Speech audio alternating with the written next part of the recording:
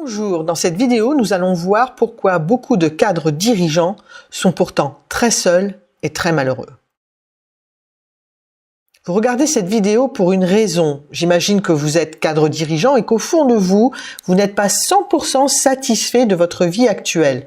Sur le papier, vous avez tout pour être heureux et pourtant, vous ne l'êtes pas vraiment malgré l'image d'Épinal que vous essayez de donner à voir. Cette insatisfaction profonde vous rend malheureux et très seul. Vous n'en parlez jamais car vous en avez honte. Dans cette vidéo, nous allons voir le mal de vivre typique qui frappe les cadres et surtout encore plus les cadres dirigeants, ce que les dirigeants ignorent souvent d'eux-mêmes et qui pourrait les aider à mieux se comprendre et les 3 réactions classiques qui les empêchent de s'épanouir vraiment. Dans cette vidéo, nous allons voir aussi des informations sur la Gestalt et sur ses bénéfices puissants pour éviter le burn-out ou pire encore, le suicide.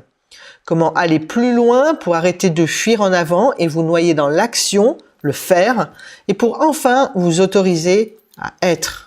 Je m'appelle Marie-Odile Pyrrhus. Après une école de commerce, j'ai passé un master HEC en management stratégique des ressources humaines. J'ai eu une carrière en comité de direction, en CODIR, dans lequel j'étais entourée de cadres dirigeants. J'étais entourée dans ma vie professionnelle, mais aussi dans ma vie personnelle, car je pratiquais la voile habitable, milieu dans lequel il y a énormément de cadres dirigeants. J'ai été cadre dirigeante moi-même. Et aujourd'hui, les cadres dirigeants sont mes clients, car je les comprends. J'ai un cabinet de psychothérapie et de coaching à Paris et à Milly-la-Forêt dans l'Essonne, à côté de Fontainebleau. J'ai donc une double activité de psychothérapie et de coaching auprès d'eux, suivant leurs besoins. Ma pratique est bien évidemment supervisée. Alors parlons de ce mal de vivre des cadres dirigeants.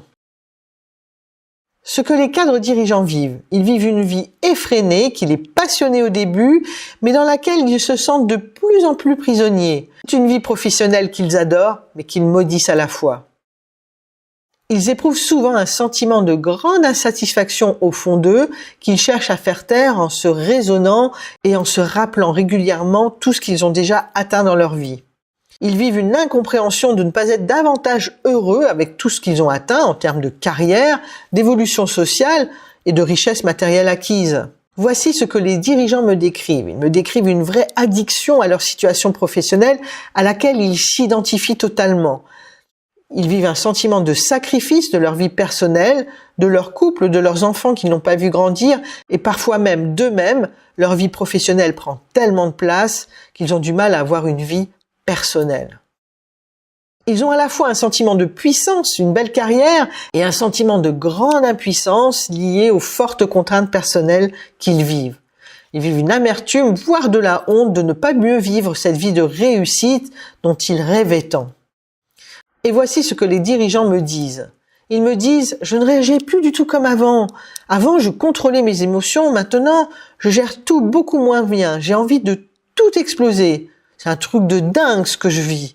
Je me demande si je ne fais pas une dépression. » Ce qu'ils me disent aussi, c'est que malgré tout ce que j'ai atteint, j'ai souvent des idées noires, je pense souvent au suicide et je ne peux en parler à personne, pas même à ma femme. Et c'est normal, car quelque part leur épouse fait partie du système qui commence à les miner. Nous allons voir ce que les dirigeants ignorent d'eux-mêmes. En fait, ils ignorent qu'ils ont au fond d'eux des introjets familiaux et des loyautés auxquelles ils sont encore fidèles aujourd'hui. Pour arriver là où ils sont arrivés, ils ont été obligés d'apprendre à refouler beaucoup d'émotions. Ils ont créé, sans le savoir, une cocotte minute intérieure qui est rentrée sous pression et aujourd'hui, cette cocotte minute est prête à exploser. Pour chacun d'eux, on peut se demander, cette réussite, est-ce vraiment la leur ou celle que voulaient leurs parents pour leurs propres enfants? Quel projet de vie sont-ils en train de poursuivre? Est-ce vraiment leur projet? La reconnaissance cherchée en vain chez un patron peut-elle remplacer celle souvent trop tue du père? Vivent-ils leur propre vie ou celle de leurs parents? Quel est le coût émotionnel pour vivre la vie d'un autre et pour rester fort aux yeux des autres et aux yeux de soi? Rappelez-vous, le refoulement des émotions a créé une pression intérieure. C'est un peu comme un vase qui s'est rempli goutte après goutte depuis 40, 50 ans et qui aujourd'hui est prêt à déborder. Et donc voilà ce que vivent les cadres dirigeants, c'est cette pression permanente, ce refoulement d'émotions qui ressurgit à la surface, ce vase qui est plein à déborder, eux qui ne comprennent pas ce qu'ils vivent, ils sont juste, la seule chose qu'ils vivent c'est la tension, c'est les crises d'angoisse, le stress. Et du coup, pour faire taire cette souffrance qui tout d'un coup se met à réémerger, ils sont prêts à passer à l'acte et parfois même à se suicider. Les 3 réactions classiques qui vous empêchent peut-être, si vous êtes cadre dirigeant, de vous épanouir vraiment. La première, c'est de dire c'est passager, j'ai toujours géré, je vais me reprendre, me ressaisir. Ou encore, j'ai toujours avancé seul, je n'ai besoin de personne, je suis quelqu'un de fort. Allez voir un psy, mais c'est un truc pour les faibles, je n'en ai pas besoin. Je suis pas fou d'abord, je suis juste un peu fatigué en ce moment, ça va passer. Le problème, c'est qu'en général, cela ne passe ni tout seul, ni seul. Quand vous avez une rage de dents, vous allez voir un dentiste, n'est-ce pas? Quand votre voiture ne fonctionne plus, vous allez voir un garagiste, n'est-ce pas? Pas plus que les rages de dents ou les pannes de voiture, les crises de vie ne passent, elles non plus, pas toutes seules. Le piège, c'est votre solitude, c'est la solitude des dirigeants. Vous essayez de résoudre un problème qui vous échappe totalement. Et c'est bien parce que personne ne peut résoudre cela seul qu'un dirigeant se suicide tous les 2 jours en France. La bonne nouvelle, c'est qu'il n'est pas besoin d'en arriver là pour réagir. Vous aussi, vous avez le droit d'être heureux. Et pourquoi ne pas faire pour vous-même ce que vous faites pour vos dents ou même pour votre voiture? Quand vous avez une crise de vie, vous devez simplement suivre une psychothérapie. Alors je vous vois venir, vous allez me dire « j'ai pas du tout envie d'aller m'allonger sur un divan ». Alors c'est pas du tout ça ce dont je vous parle. Vous avez en tête la psychanalyse. Je vous parle pas de psychanalyse mais de psychothérapie. Comme la plupart d'entre vous êtes ingénieurs, on va reprendre les bases. Selon Wikipédia, la psychothérapie désigne tout simplement les soins ou l'accompagnement par une personne formée à cela d'une ou plusieurs autres personnes souffrant de problèmes psychologiques. Alors vous avez bien vu, selon cette définition, souffrir de problèmes psychologiques, ça ne veut pas dire que vous êtes fou. Ça veut dire que vous vivez quelque chose, le plus souvent inconsciemment, en profond désaccord avec vous-même ou avec vos valeurs personnelles et que votre corps vous dit « stop ». Alors ce que vous comprenez pas, c'est peut-être que votre corps a dit oui pendant très longtemps, mais là, votre crédit de oui est épuisé, c'est fini. Le système que vous avez mis en place pour ne pas ressentir toutes vos émotions et pour ne pas vivre une partie de vous-même ne marche tout simplement plus. Tout ça a eu un coût et vous êtes arrivé au bout de ce système. Votre corps dit stop et vous avez intérêt à l'entendre le plus tôt possible. Pourquoi? Parce que les crises de vie, c'est comme les rages de dents, ça s'empire avec le temps, surtout quand on ne fait rien. Il va falloir déconstruire ce système mis en place depuis votre enfance, car il vous a permis d'arriver jusque-là maintenant, c'est super, mais il a aussi fait son temps et il n'est plus du tout adapté à votre vie d'adulte complet d'aujourd'hui. Pour déconstruire ce système, il faut d'abord le comprendre en le rendant conscient. Une fois qu'il est rendu conscient, il s'agit non pas de ne plus jamais l'utiliser, mais plutôt de le compléter avec plus de choix possibles, des choix nouveaux, inédits, adaptés à votre vie actuelle. Il s'agit de déconstruire les parties de votre passé qui vous aliènent pour qu'elles ne vous gênent plus dans votre vie présente. Il s'agit de vous libérer pour devenir libre, serein et heureux au quotidien, sans fuite en avant dans une hyperactivité professionnelle. C'est cela, suivre une psychothérapie. Et ça ne se passe pas allongé sur un divan. Ça se passe face à face avec une personne formée avec les bons outils pour vous aider à rendre tout cela conscient. Une psychothérapie, ça se fait à 2 et en étant accompagné, pas juste en lisant des livres et en réfléchissant tout seul dans votre coin. Une psychothérapie fonctionne uniquement si vous avez une bonne alliance thérapeutique, une confiance avec la personne qui vous accompagne. Vous devez être accompagné par quelqu'un de compétent et avec qui le courant passe. Je vous propose une psychothérapie très puissante. Je vous propose une psychothérapie Gestalt. Alors c'est quoi la Gestalt? Il y a de grandes chances que vous n'ayez jamais entendu ce mot-là. La Gestalt est une théorie de la forme. Un peu comme ces lampes à huile des années 80, nous cherchons à identifier la forme qui cherche à émerger du fond inconscient, c'est-à-dire les formes qui cherchent à se dire par les symptômes, par les tensions que vous pouvez vivre. C'est quoi la Gestalt thérapie? C'est d'abord une psychothérapie humaniste qui vise à la résolution des troubles émotionnels et comportementaux par un travail sur les interactions, c'est-à-dire les échanges, les processus psychologiques et corporels de l'individu avec son environnement. Un peu comme les dessins d'enfants où on reliait des points pour arriver à une forme, mon métier consiste à voir ce que vous avez appris à terre. La Gestalt thérapie ou Gestalt est née aux États-Unis dans les années 50. Les principes de la Gestalt ont été élaborés par Fritz Perls, qui était psychanalyste d'origine allemande, émigré d'abord en Afrique du Sud, puis aux États-Unis où il va finalement devenir célèbre dans les années 70 en développant justement les bases de la Gestalt thérapie. En 1970, le magazine Life le nomme même seul psychanalyste à vivre selon ses principes. Aujourd'hui, la Gestalt thérapie débarque enfin en France, à la fois dans les revues grand public comme Psychologie Magazine et aussi dans les revues professionnelles comme le Journal des psychologues qui lui a consacré un dossier complet cet été.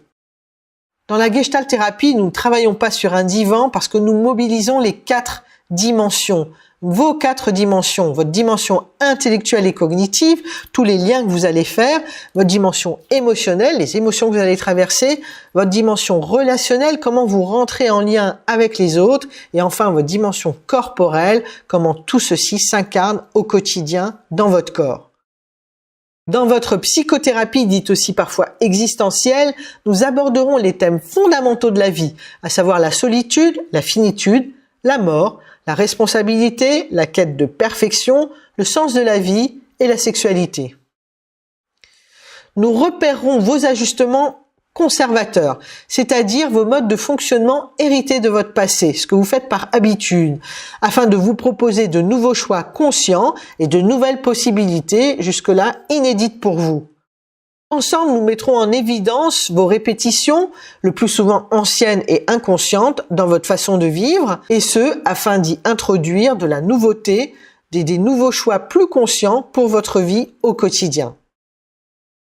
Ensemble, nous n'allons pas seulement résoudre votre symptôme ou votre problème apparent, nous allons rechercher et construire votre nouvelle organisation existentielle, c'est-à-dire votre nouvelle façon de vivre votre vie, plus en harmonie avec qui vous êtes vraiment au fond de vous.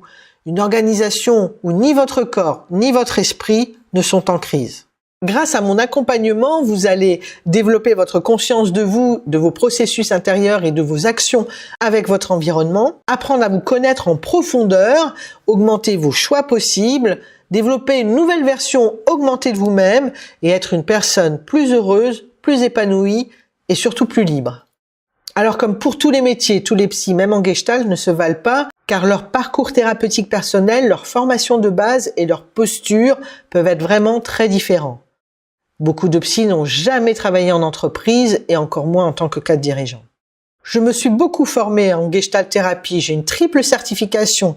J'ai été formée à l'EPG, qui est l'école de Gestalt de référence, l'école parisienne de Gestalt, un établissement privé d'enseignement supérieur déclaré auprès du rectorat de l'Académie de Paris. L'EPG existe depuis plus de 35 ans. J'ai complété ma formation par un 4e cycle, une formation approfondie sur les processus corporels en Gestalt thérapie, et je suis aussi diplômée de l'ESOG, l'école de sexothérapie à orientation gestaltiste, en 3 ans, créée par Brigitte Martel et Martine Masson, 2 références en Gestalt thérapie francophone. Aujourd'hui, j'accompagne des problématiques variées, que ce soit des difficultés personnelles, professionnelles, relationnelles ou sexuelles.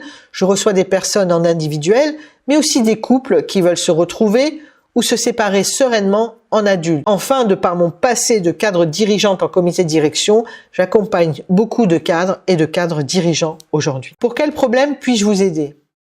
Je peux vous accompagner pour les raisons suivantes. D'abord, pour des difficultés professionnelles.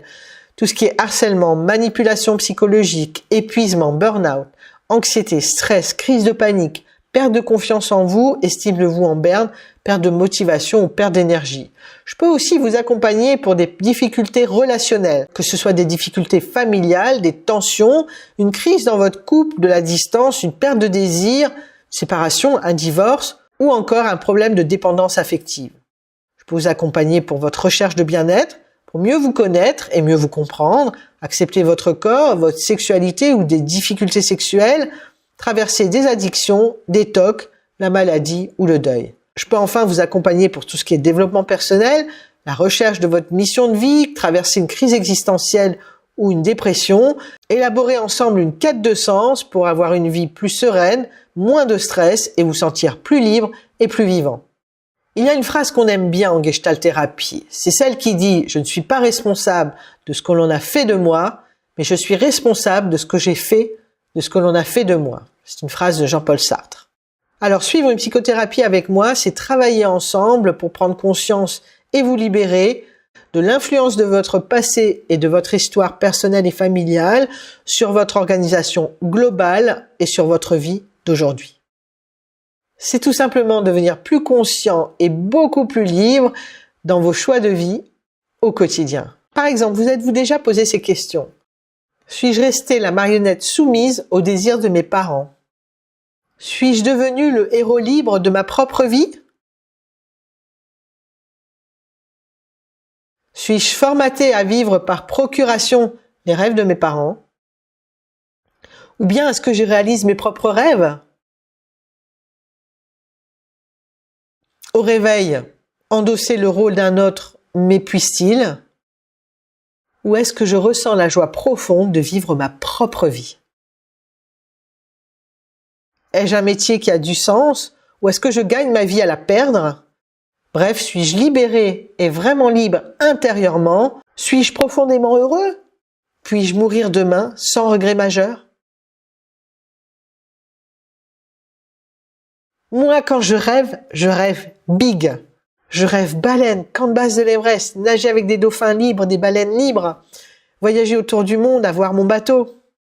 Et vous, quels sont vos rêves? Parce que j'ai été moi-même salariée et cadre dirigeante, je vous comprends. Alors, comment aller mieux? C'est facile, cliquez maintenant sur le lien psychothérapie-gestalttherapie.fr. Vous trouverez toutes les informations pour me contacter, prendre rendez-vous et aller plus loin. Attention, voilà la liste non exhaustive des très mauvaises excuses pour continuer à aller mal. Je n'ai pas le temps. Bien sûr que si vous avez le temps. Si vous avez le temps de perdre votre vie à la gagner, vous avez aussi le temps de sortir de ce système. C'est trop tard, je suis trop vieux. Comment ça, c'est trop tard? Mais même s'il vous reste 1 an, 2 ans, 5 ans, 10 ans à vivre, ça vaut la peine d'être libre et heureux. Autre excuse. Ah, je ne veux pas remuer le passé. Le problème, c'est que là, en ce moment, c'est le passé qui vous remue. Non, mais en fait, ça va. C'est pas vrai. Vous essayez de vous convaincre que ça va, mais au fond de vous, vous savez très bien qu'il y a quelque chose qui déconne et qui commence à déconner de plus en plus. Je peux vous assurer que si ça allait, vous ne seriez pas en train de regarder cette vidéo. Au fond de vous, il y a quelque chose qui sait que ça ne va pas comme vous voulez et qui cherche des solutions. Le problème, c'est que vous cherchez des solutions seules, là où ce que vous avez à résoudre se résout dans le cadre d'une psychothérapie. J'ai peur. Ça, c'est une vraie raison. Mais tout ce qu'on fait de nouveau fait toujours peur au début. Et le bonheur et la liberté font peur. Il est beaucoup plus facile de continuer à vivre comme un zombie, comme un robot, la vie que nos parents voulaient pour nous, plutôt que de commencer à creuser nos vrais désirs, nos vrais besoins et nos vraies envies. Alors vous avez 2 choix possibles. Soit vous continuez à aller mal, soit vous faites la démarche pour vous libérer de tout ce qui vous entrave et vous empêche d'être heureux. Si vous avez envie d'être heureux, cliquez maintenant sur le lien psychothérapie-gestalttherapie.fr et prenez rendez-vous avec moi. Nous allons travailler ensemble pour vous libérer de votre passé, vous créer plus de liberté, retrouver vos rêves, vos envies, vos besoins. Bref, nous allons travailler à retrouver de la sérénité et du bonheur au quotidien. Cliquez maintenant sur le lien psychothérapie-gestalttherapie.fr. Ne soyez pas timide, vous avez juste à vous autoriser à être libre et heureux. Je vous dis à tout de suite.